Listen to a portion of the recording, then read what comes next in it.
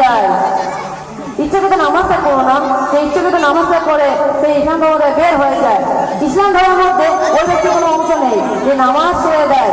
যে ব্যক্তি কোরআন পাঠ মুখস্থ ভুলে যায় এবং ফজরের নামাজ ছেড়ে দিয়ে ঘুমিয়ে থাকে, কিয়ামতের দিবসে তার মাথা পাথর দ্বারা ঘুরিয়ে দেওয়া হবে।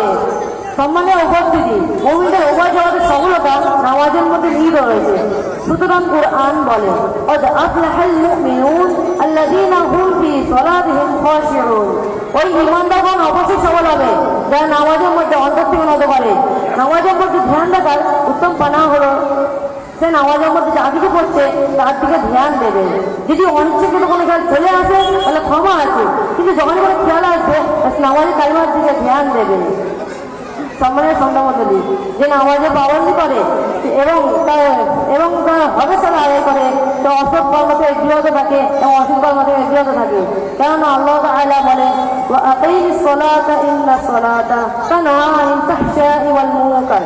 যার অর্থ নামাজ কায়েম করো, অবশ্যই নামাজ অসৎ কর্ম এবং অশ্লীলতা থেকে বিরত থাকে।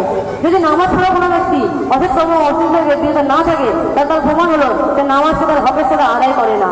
এটা এমন হলো কোনো অসুস্থ ব্যক্তিকে ওষুধ দেওয়া হলো, কিন্তু সেটা রীতিমতো